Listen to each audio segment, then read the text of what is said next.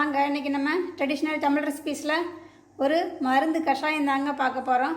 இருமல், சளி, தொண்டை கரகரப்பு, தொண்டை வலி இதுக்கெல்லாம் சூப்பரான ஒரு கஷாயம் தாங்க வீட்டிலையே பண்ணி குடிக்க போகிறோம். அதுக்கு நம்ம வாங்க தோட்டத்துக்கு போய் நம்ம இப்போ எல்லாமே பறிச்சுட்டு வரலாம்.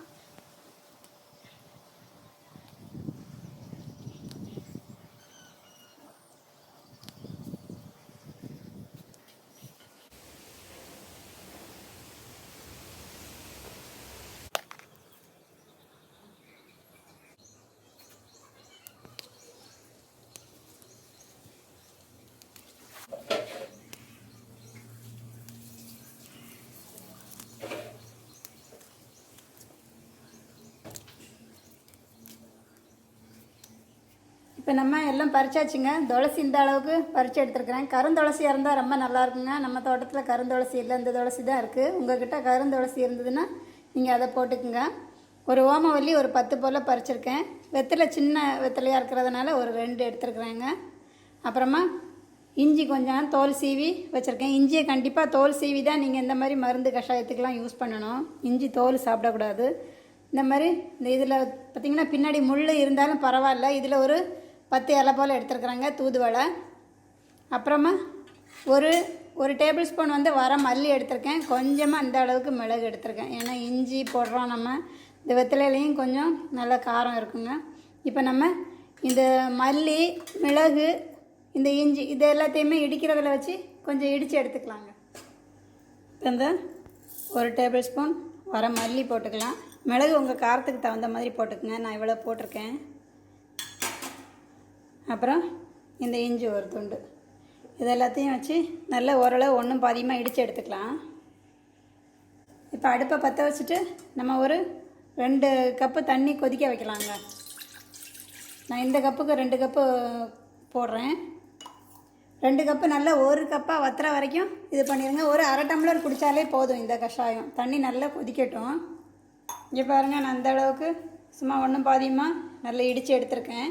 இப்போ பாருங்கள், தண்ணி நல்லா கொதிக்குது. நம்ம இந்த இலையெல்லாம் போட்டுடலாங்க.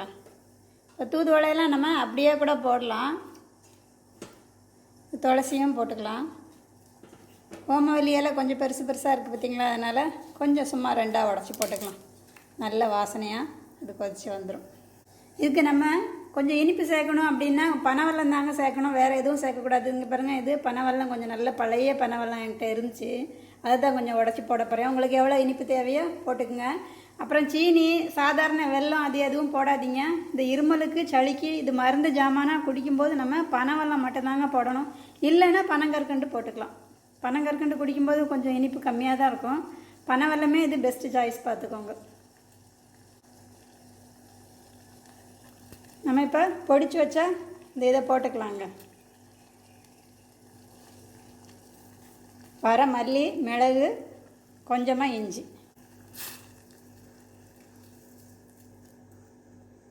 கொதிக்கும் போதே இந்த ஓமவல்லி மல்லியோட வாசனையெல்லாம் நல்லா வருது. இது நல்லா வத்தட்டுங்க. இப்போ 2 டம்ளர் விட்டுருக்கோம். ஒரு 3/4 டம்ளராவது குறைஞ்சது வற்றணும். வற்றின பிறகு கொஞ்சமாக இன்னும் கொதித்த பிறகு பனை வெல்லம் போட்டுக்கலாம். இப்போ பனை வெல்லத்தையும் போட்டுக்கலாம். இங்கே பாருங்கள்,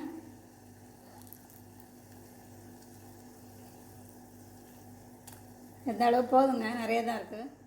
இது நல்ல உருகின வெல்லங்கிறனால டக்குன்னு கரைஞ்சிரும். நீங்கள் ரொம்ப கெட்டியாக இருந்தது அப்படின்னா கொஞ்சம் இடித்து போட்டுக்கோங்க.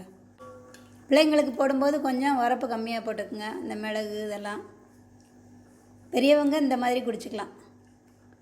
ஒரு அரை டம்ளர் குடித்தா போதுங்க. நம்மளுக்கு தொண்டை குடித்து கொஞ்சம் உங்களுக்கு பார்த்தாலே தெரியும். உங்களுக்கு குடிக்கும்போதே நல்ல ஒரு சுகமாக இருக்கும். அந்த தொண்டை இன்ஃபெக்ஷன் இருக்கும் பாருங்கள், அதெல்லாம் நல்லா சரியாகும். இது அடிக்கடி இந்த தூதுவளை கஷாயம் இந்த இதெல்லாம் போட்டு குடிச்சிங்க அப்படின்னாக்கா உங்களுக்கு சளி, இருமலே வராது. இது நல்லா தண்ணி கொஞ்சம் வற்றும்போது வடிகட்டிக்கலாங்க. அதை வற்றி நல்லா குடித்தோம் அப்படின்னா இந்த வெத்தலை, தூதுவளை, ஓமவல்லி, துளசி இதில் உள்ள சாரெல்லாம் நல்லா இறங்கி இருக்கும் பாருங்கள். நல்லா இந்த அளவு வத்திடுச்சு பாருங்கள். இப்போ 3/4 கிளாஸுக்கு மேலே நல்லா வத்திடுச்சு. நம்ம இப்போ வடிகட்டி எடுத்துக்கலாங்க. அடுப்பு ஆஃப் பண்ணிக்கிட்டு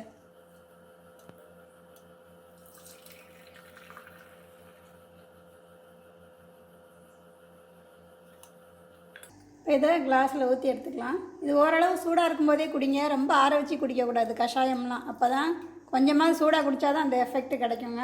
இப்போ கிளாஸில் ஊற்றிக்கலாம். கஷாயம் அப்படின்ன உடனே குடிக்க முடியாதபடிக்கு இருக்கும் அப்படின்னு நினைக்காதீங்க. இது நல்லா குடிக்கிற மாதிரி தாங்க இருக்கும். பிள்ளைங்களுக்கு வேணால் கொஞ்சம் இனிப்பு போட்டு குடிங்க. இந்த அளவு ஒரு நேரம் குடித்தா கூட போதுங்க. இது நல்லா வற்ற வச்சு நம்ம வந்து 2 கிளாஸ் வச்சு 1 கிளாஸாக வற்றி வச்சு எடுத்துருக்கேன் பாருங்கள். இது குடித்து பார்த்தேன் நான், நல்லா இருக்குங்க. இந்த ஹெல்த்தியான இந்த மருந்து இருமல் கஷாயம் நீங்கள் வீட்டில் செஞ்சு பிள்ளைங்களுக்கும் கொடுத்து பார்த்து நீங்களும் குடிங்க. உங்கள் ஃபீட்பேக்கை சொல்லுங்கங்க. நம்ம சேனலுக்கு ஞாபகமாக சப்ஸ்கிரைப் பண்ணுங்கள். Thank you friends.